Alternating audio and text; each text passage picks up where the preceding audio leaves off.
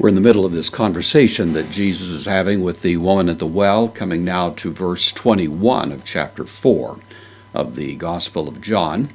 The woman has just maybe tried to deflect a little bit of attention from herself, as Jesus has reported to her that he knows that she's been married 5 times and is currently living with a man who isn't her husband. A little bit of an embarrassment even there in Samaria.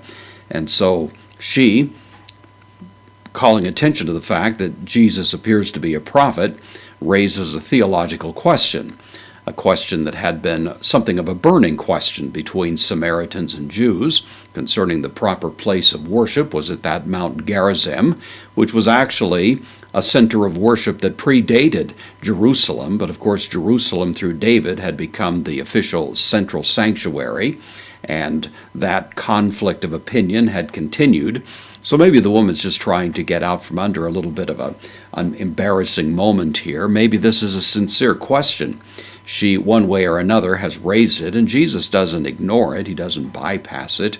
She asks him, where is the proper place to worship? You Jews claim one thing. We, of course, maintain something else. And Jesus responds, lege. This is third person singular, present, active, indicative from lego. He says, aute, the pronoun, feminine, dative, singular. He says to her, ho Jesus, Jesus says to her. Then this is rather unusual, pistue moi. Pistue is the second person singular, present active imperative. Listen to me. Moi, of course, the dative of the personal pronoun, me. Listen to moi. Pistue moi. Listen to me. This is probably comparable to Jesus' comment on other occasions when he'll say, Amen, Amen, verily I say unto you, that sort of thing. But here, a little bit more abrupt, a little bit more direct. Listen to me, gunai, woman. So, woman, listen to me, again in the vocative.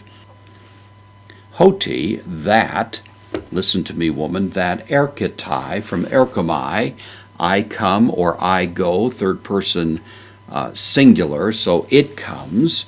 Listen to me, woman, it comes, hora. We get the word hour from that. Of course, we have a silent H on it, H-O-U-R, but it actually is the same word with the rough breather at the beginning, pronounced hora.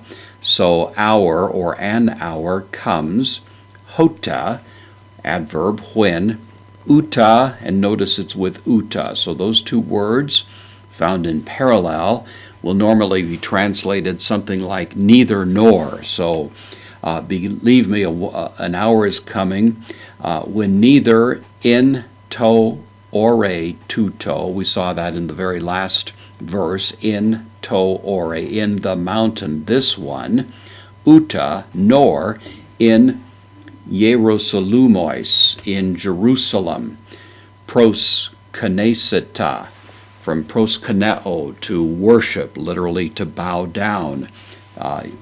The second person plural, you will worship. Future tense, by the way.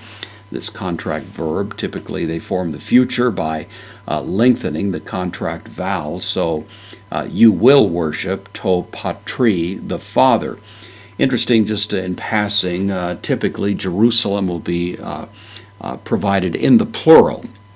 It's just idiomatic. It doesn't mean there's multiple Jerusalems, but simply that that was the way that Jerusalem would be spoken of. It's something like a plural of intensity. It really is a way of emphasizing the importance of that city.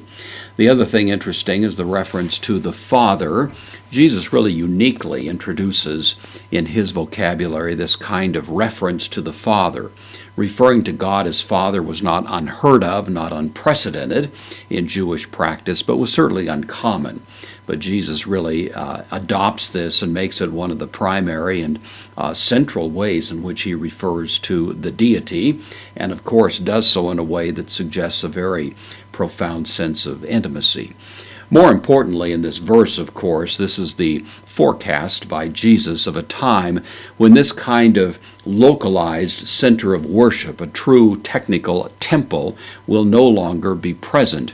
the temple is going to become a living organism. It's going to be a temple that goes to the world rather than requiring the world to come to it.